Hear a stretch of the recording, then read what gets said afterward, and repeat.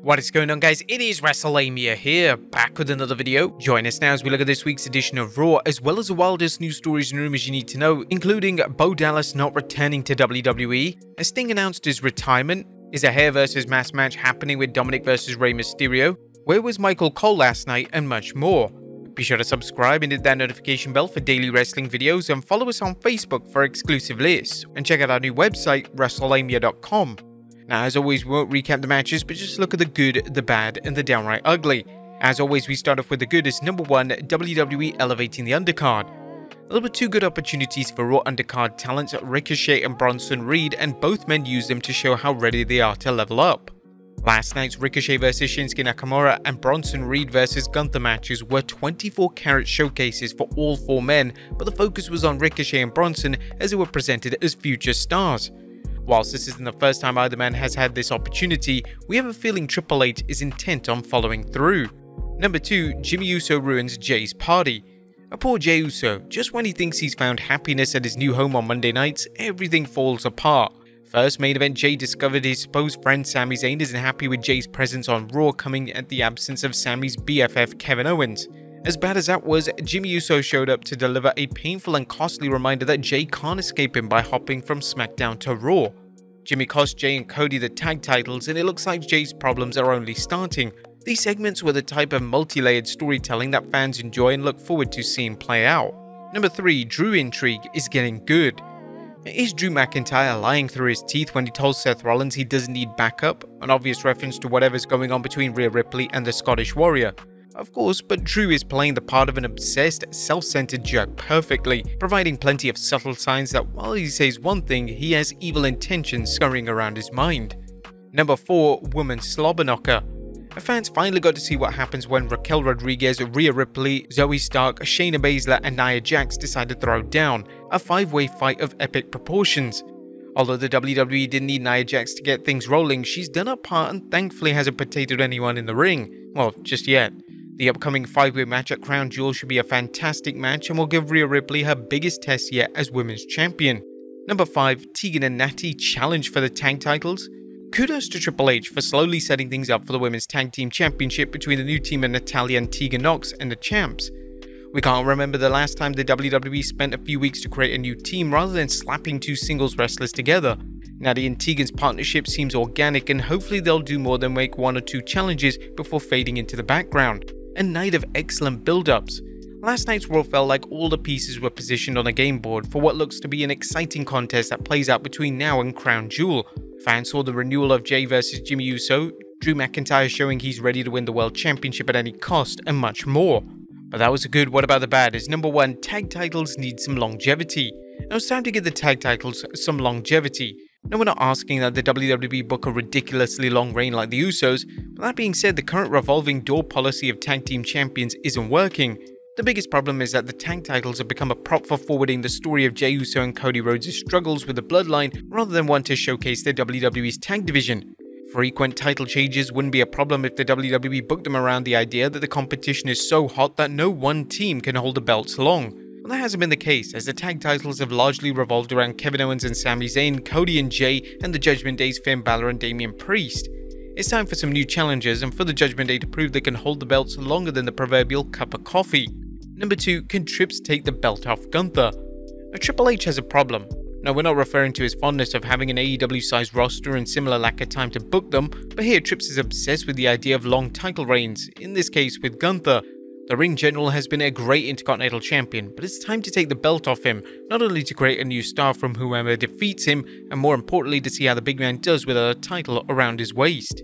Number 3, Johnny Wrestling fizzles out. Now, speaking of Triple H's problems, his fondness for Johnny Gargano is affecting Raw. Triple H fumbled things when Johnny Wrestling debuted on Raw, with Gargano appearing in too many segments. But despite a lengthy absence, the fan reaction is lukewarm, and putting Ludwig Kaiser over Gargano in one of his first matches back didn't help things. That was nothing downright ugly, as the show was well crafted and had Triple H's fingerprints all over it, which overall made for a terrific night of television. What did you guys think of Raw last night? Let us know in the comments down below. Now let's move on to the news.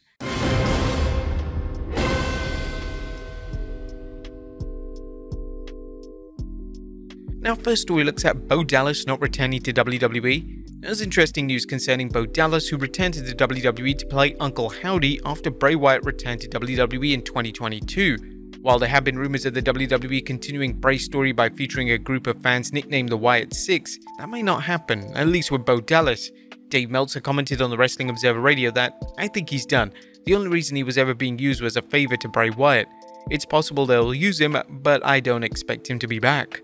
Fan reaction to the idea of WWE reviving the Wyatt Six has been mixed. What do you guys think about this idea? Would you guys like to see Bo Dallas back in action, regardless of his role? Let us know in the comments down below.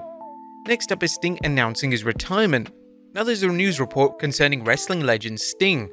AEW tweeted, "This Wednesday in Houston, Texas, the icon Sting will address the fans on AEW Dynamite." This announcement has led to buzz about whether the Stinger will discuss his retirement from the squared circle. There's been much talk and debate about whether Sting plans on hanging up his boots for good, as his current AEW deal is believed to end later this year. In addition, Sting has hinted at retirement before, including making it clear that he wants Darby Allin to play a major role in his retirement storyline. Sting's 2020 return to wrestling has been a fun experience for fans, and judging from interviews also with him.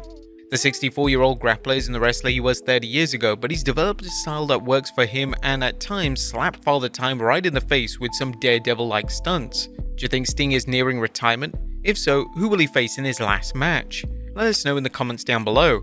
Next up, does Sunny's dark cloud have a silver lining? Now it's time for the latest on Tammy Sytch, aka former superstar Sunny's criminal court case, as Sytch's public defender Jessica Roberts is working to get Sytch's sentence reduced.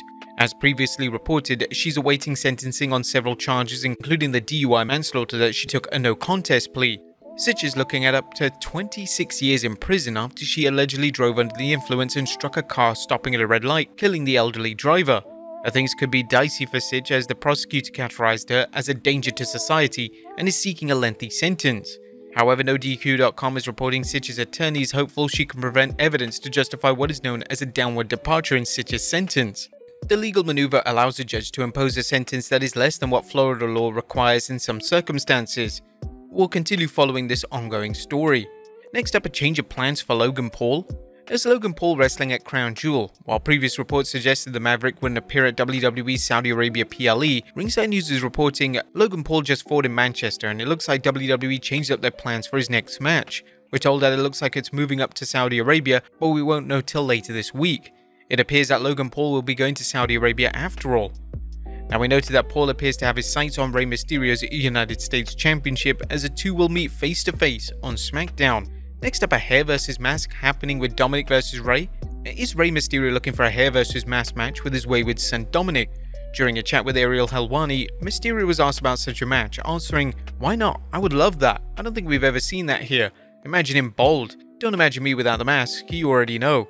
WrestleZone reminded fans that this isn't the first time Papa Reyes brought up the stipulation match. Indeed, some fans have speculated that one of the reasons Dirty Dom has been growing his hair out is to raise the stakes should the match occur. Given Triple H's fondness for long-term storylines, there's also the buzz that WrestleMania 40 would be the ideal venue for such a bout. And finally, where's Michael Cole? And last but not least, is Michael Cole okay?